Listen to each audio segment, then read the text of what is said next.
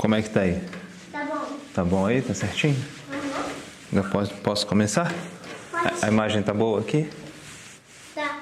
Então, beleza. Shalom, pessoal. Vamos começar mais um comentário da porção dessa semana, Matot Maseh. 2 porções juntas e tem aqui, como sempre, lições maravilhosas da nossa querida Torá, nossa sagrada Torá.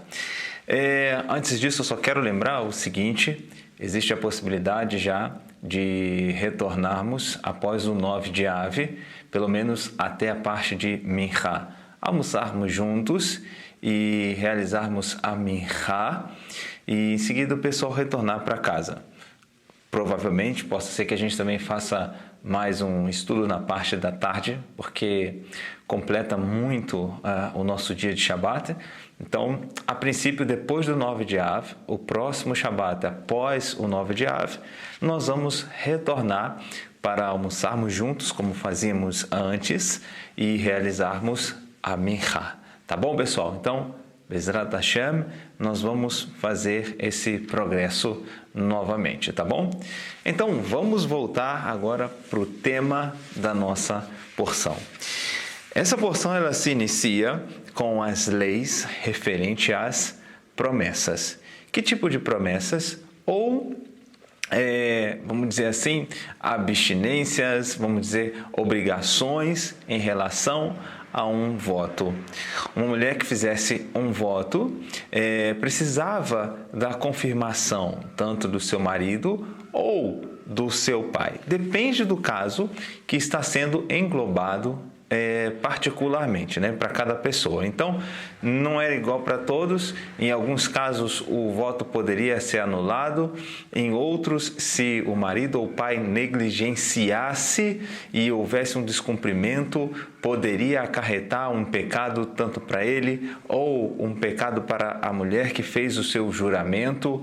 E assim poderia ficar direcionado a responsabilidade dessa transgressão, do não cumprimento disso que foi dito, tanto para o marido, tanto para a esposa, tanto para o pai, tanto para a filha. Tá? É bom a gente lembrar que esse aqui é um detalhe importantíssimo.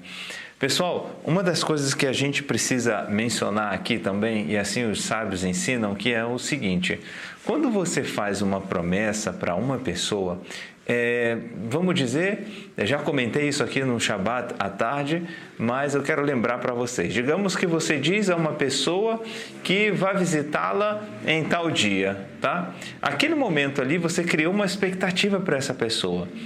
Se não houver algo que seja extremamente considerado como um empecilho para que isso não seja feito, a pessoa criou um problema para outra. Espiritualmente, ela criou um problema, já que ela mencionou que estaria visitando fulano de tal em tal data e tal dia. E assim ela criou uma expectativa. Ele está preso à sua promessa. Então, aquilo que a pessoa fala, ela deve fazer. Tá? Em alguns casos, mesmo se for um caso de lhe causar prejuízo, mas ela disse as suas palavras, ela agora tem que cumprir a sua palavra que foi mencionada para alguém. E, obviamente, eu não estou falando aqui a respeito de nossas palavras e promessas com relação ao Eterno. Aqui nesse trecho da porção nós temos o detalhe de cada caso, tá? Mas cabe aqui uma história que a gente precisa falar. Eu gosto muito de usar as histórias porque elas ficam mais gravadas na nossa mente e a referência ao assunto que está sendo dito fica mais gravado.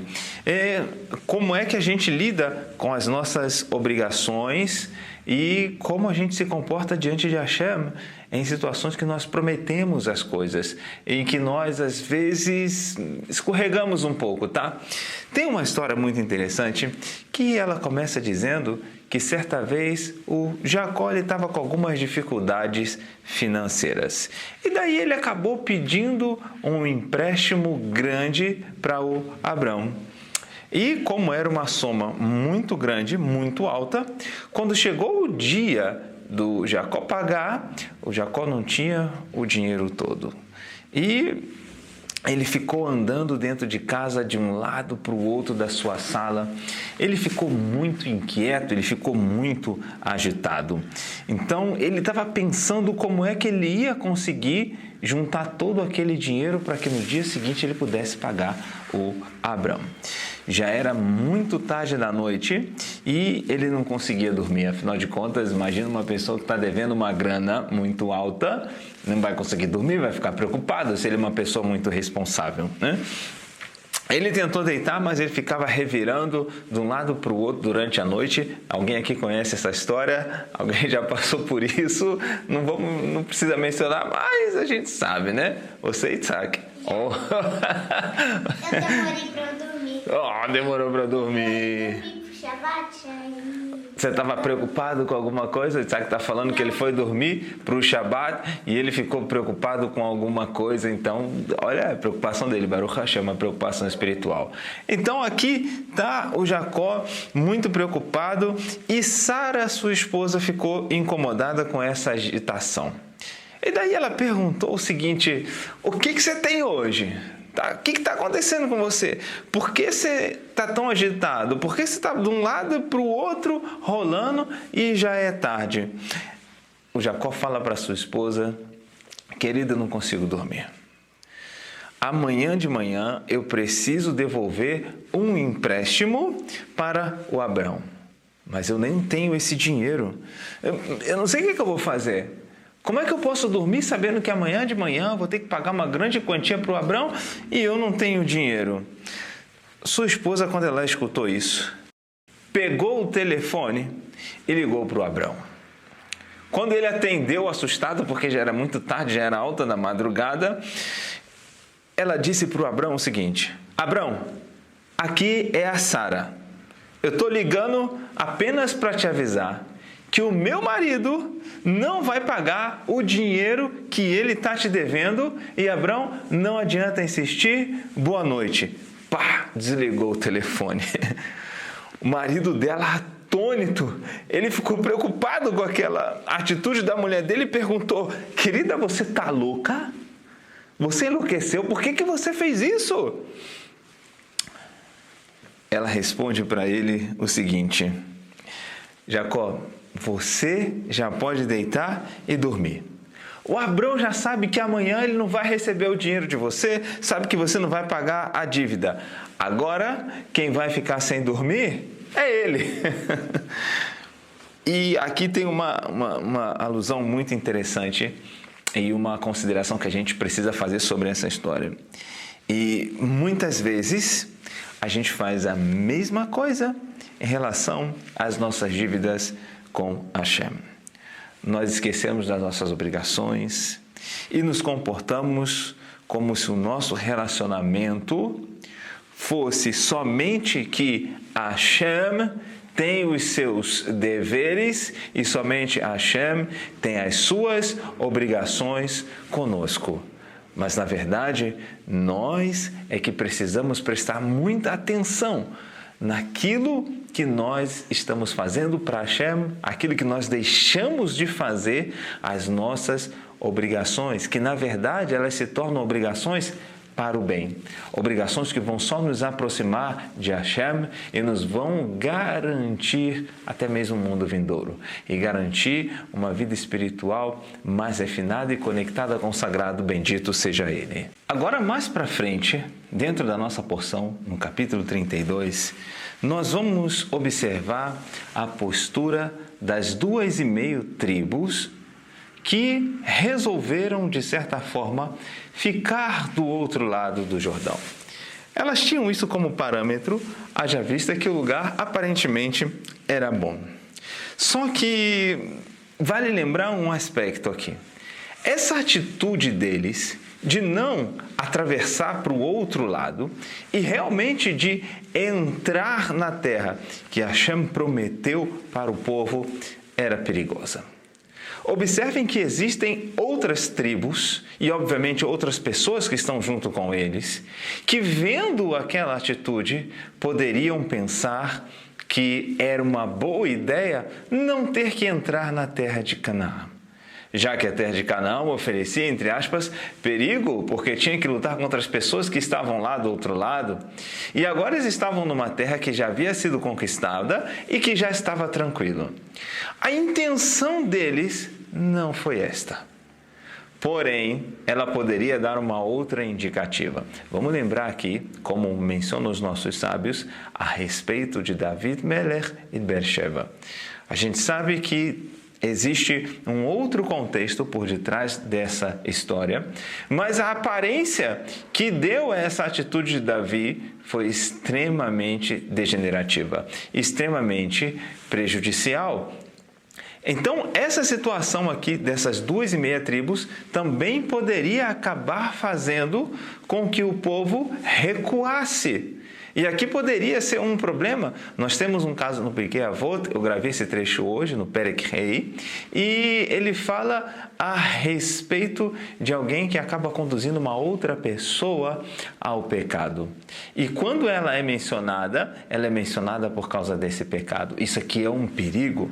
Embora a intenção dos filhos de Gad e Reuven não fosse essa de transmitir que eles estavam desistindo, pelo menos em parte, vamos dizer assim, daquela jornada, já que a ideia, nós vamos ver daqui a pouco, era que eles se estabelecessem ali do outro lado.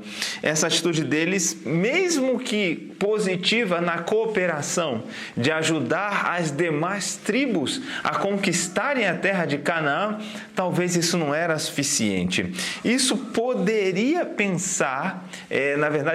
poderia fazer as demais tribos pensarem que o que eles já haviam conquistado até aquele território já estava bom. Só que não era isso que Hashem tinha proposto para eles.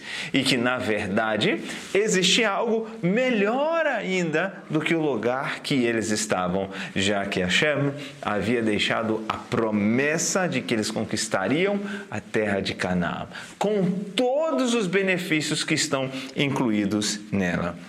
Já não basta, se a gente lembrar aqui, o problema que ocorreu anteriormente com os espias. Agora, só que de uma forma diferente, o mesmo fato está sendo remetido. Essas 2,5 tribos resolvem simplesmente parar ali. Claro que nós vimos que os espias desencorajaram praticamente todo o povo, dizendo: olha, é uma terra que engole as pessoas são muito grandes, olha, isso não pode dar muito certo. Aqui também, mesmo como eu disse no começo, a intenção não tem de desencorajar o povo, mas só de ver aquela postura já poderia dar problema. Uma das coisas que a gente precisa ter muito cuidado, muito cuidado, pessoal, com aquilo que nós estamos vendo e com aquilo que nós ouvimos. Eu acho muito interessante um comentário que menciona o seguinte: às vezes a gente gosta até de algumas pessoas, né? Às vezes a gente se dá bem, se sente bem com algumas pessoas, mas ao mesmo tempo que nós ficamos envolvidos com pessoas bondosas, e esse envolvimento ele pode ser extremamente positivo, o oposto também é verdadeiro. Por mais que a gente tente sempre ver o bem em outras pessoas, quando a gente acaba se envolvendo com pessoas que não têm uma boa conduta, quando a gente aceita essas pessoas na nossa vida, pessoas que têm atos que são insensatos, atos que não são bons, são atos hostis, eles podem, com seus atos, acabar provocando dentro da gente não o melhor que existe em nós, mas o pior. Pode colocar dentro da gente algumas atitudes que muitas vezes elas estavam adormecidas, paralisadas, mas que por causa da influência, da ação de outras pessoas, elas acabam acordando. E assim os sábios aconselham o seguinte: olha, não fica muito perto dessas pessoas, não fica muito envolvido com elas, se distancia um pouco. Nós vimos vários exemplos, inclusive dos nossos patriarcas, que quando o envolvimento com uma pessoa não era boa, já se afastava dela. A gente lembra da Agar, o que Hashem falou para Abraham escutar Sara e mandar ela embora junto com seu filho Ismael. Então, por mais que às vezes sejam pessoas que nós amamos muito, pessoas que a gente quer ver o bem, que a gente quer de alguma forma melhorar a situação, quando já estão praticando atos nocivos, hostis, insensatos e não querem mudar disso, não é bom negócio, não é boa companhia, tá bom? Daqui nós vamos entender também que, só continuando isso aqui, em alguns momentos a gente pode pensar que a companhia dessas pessoas pode não mudar os nossos atos, pode não mudar os nossos pensamentos. Mas em algum momento, alguém pode ser influenciado pela ideia de terceiros. Em algum momento, a nossa opinião pode ficar diferente por causa do ato dessas pessoas. Uma das coisas que a gente precisa também considerar e que não veja apenas a aparência daquilo que está acontecendo. Procure entender realmente, de fato, o que está envolvido. Tá? Não só porque você viu algo se manifestando de uma forma, você já cria as suas conclusões. Não faça isso. Tá? Não se precipite na sua conclusão. Tá? Espere um pouco mais. Procure entender. Pergunte, é a melhor maneira de você tirar as suas dúvidas, é a melhor maneira de você perceber se aquilo que você está entendendo é dessa forma ou não.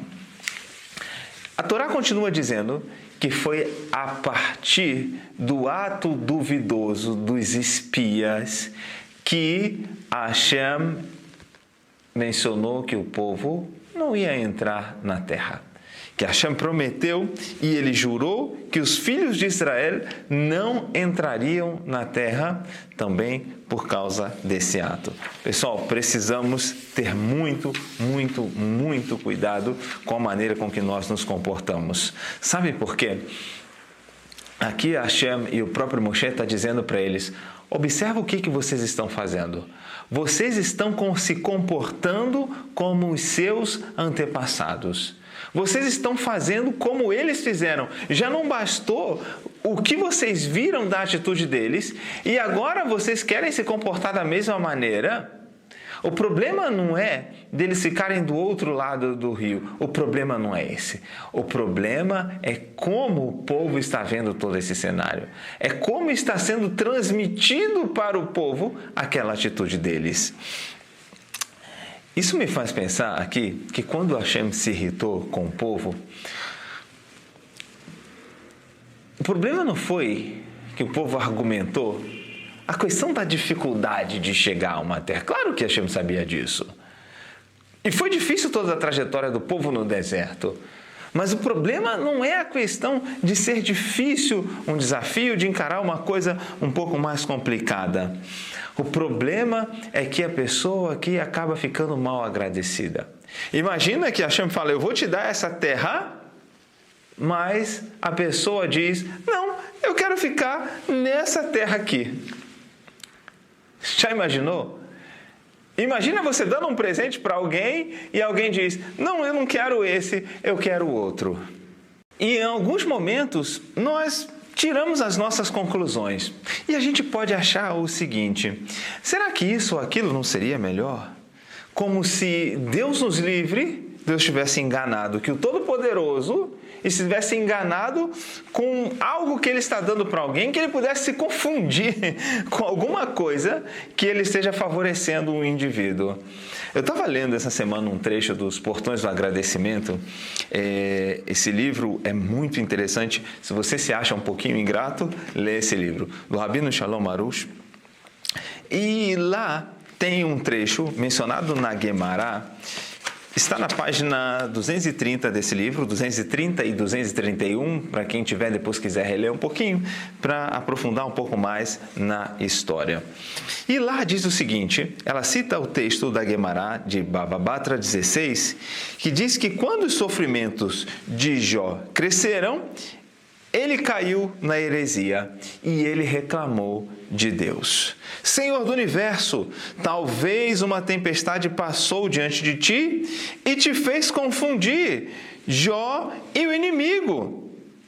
Jó pensou que Podem, Deus nos livre, existir erros na providência divina. Imagina só. Pode existir erro naquilo que Hashem está dando para mim?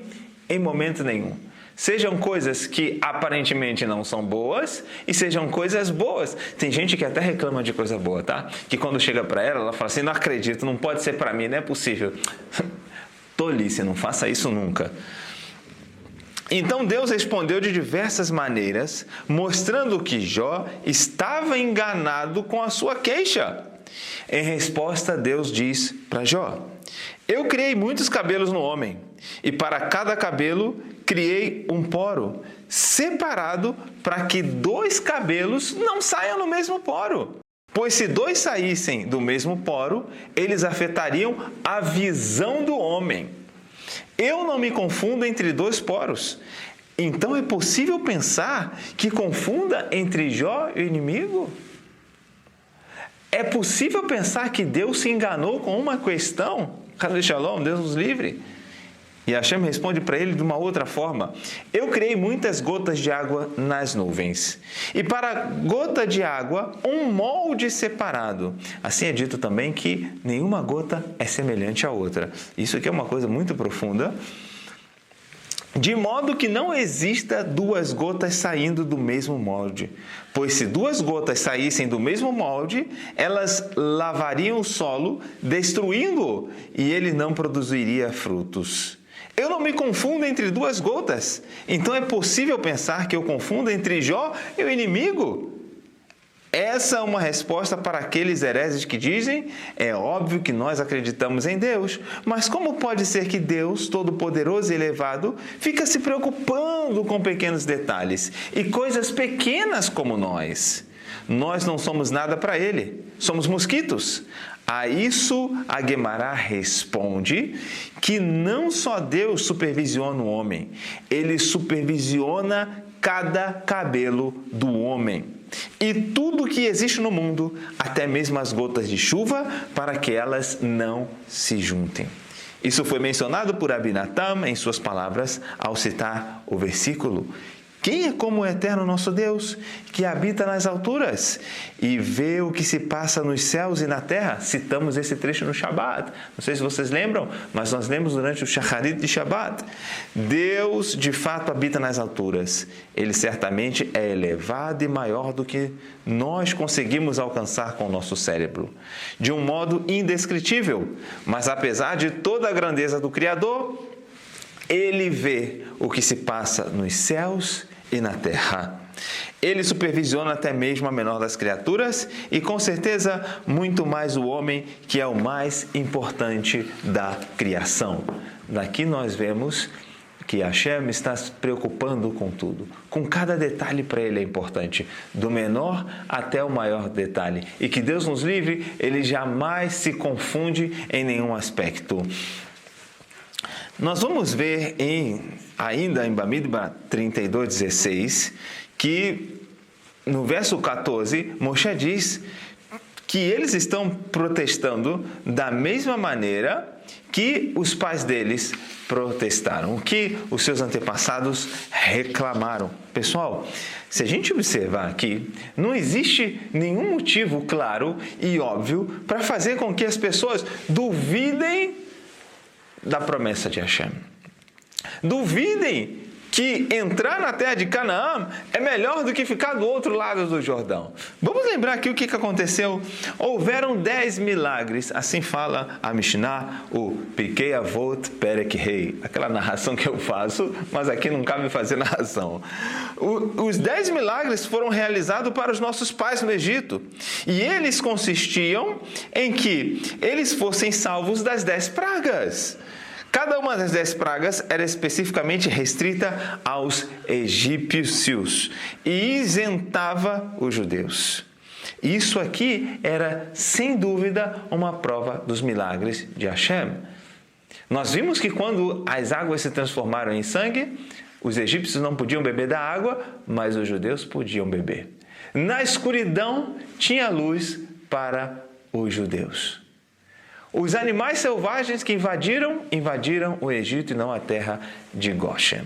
Daqui nós vamos perceber que Hashem está protegendo a todo momento o povo. E quando chega na hora do vamos ver, naquela hora em que agora sim as coisas vão funcionar, chegamos onde Deus prometeu, não, eu prefiro ficar desse lado.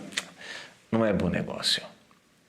Ainda assim que eles estivessem realmente se comprometendo, e aqui a gente vai observar que todo o contexto dessa porção envolve promessas, envolve obrigações, envolve votos. Eles prometeram para Moshe que só iriam se estabelecer completamente, aqui tem um detalhe que a gente vai precisar ler, que a gente vai precisar tratar agora, que eles só iriam se estabelecer por completo depois que todo o povo conquistasse a terra. Há de se convir que Canaã, o povo de Canaã, eles saíram, alguns dos povos saíram sem fazer guerra com o povo judeu. E isso aqui deu para eles até uma boa recompensa. Que se eles tivessem entrado em guerra com o povo, eles perderiam os bens, muitas pessoas morreriam, mas eles resolveram sair de fininho, e é melhor porque eles carregavam tudo que eles tinham e não machucava, não morreria ninguém. Tá? E Moshe estava falando que o povo agora está repetindo a mesma coisa que aconteceu lá atrás, que as duas e meia tribos estão aqui agora contra-argumentando com aquilo que Hashem já havia destinado para eles. E no versículo 15 tem uma coisa interessante que diz assim: se vocês se afastarem dele, ele deixará vocês no deserto novamente e vocês vão destruir a nação inteira. O que Moshe está dizendo? Se vocês desistirem agora desse projeto, se vocês desistirem agora de ir à frente, vocês vão causar um prejuízo para a nação, vocês vão causar um prejuízo para o povo. Ainda assim, como eu disse lá no começo, mesmo que a intenção não era essa, a impressão não ficou muito legal. De certa forma, isso poderia causar um desestímulo para o restante das tribos. E a Torá continua dizendo o seguinte: eles se aproximaram dele e disseram, as duas e meia tribos disseram para Moshe, nós construiremos currais para o nosso rebanho aqui e cidade para os nossos filhos. Aqui está um dos problemas que é mencionado pelos sábios, que diz o seguinte: com o que eles estavam mais preocupados? Com as suas riquezas. Eles não estavam preocupados com os seus filhos. E da onde a gente aprende isso? Da nossa própria expressão quando a gente dá importância para alguma coisa. Normalmente, quando a gente dá importância a algo, aquilo é a primeira coisa que sai da nossa boca. Aquilo é a primeira coisa que mais nós estamos dando atenção. E assim dizem os sábios, através do Midrash Tanhumá Matot 7, que diz o seguinte: eles estavam mais preocupados com suas riquezas do que com seus filhos e filhas, já que mencionaram o seu rebanho antes dos seus filhos. Moshe lhes disse: não é assim. Trate o principal como o principal. Também está no Pirkei Avot, o primeiro e o último. Ou seja, o que é prioridade, dê prioridade. O que dá para ficar para depois, fica para depois. E o assunto de importância secundário como secundário. Primeiro devem construir cidades para os seus filhos e depois currais para seus rebanhos. Essa seria a ordem correta. Muitas vezes a gente dá importância para aquilo que nos interessa e não realmente para aquilo que é importante. Que o Eterno abençoe a todos vocês. Tenhamos um excelente Shabat e tudo de bom.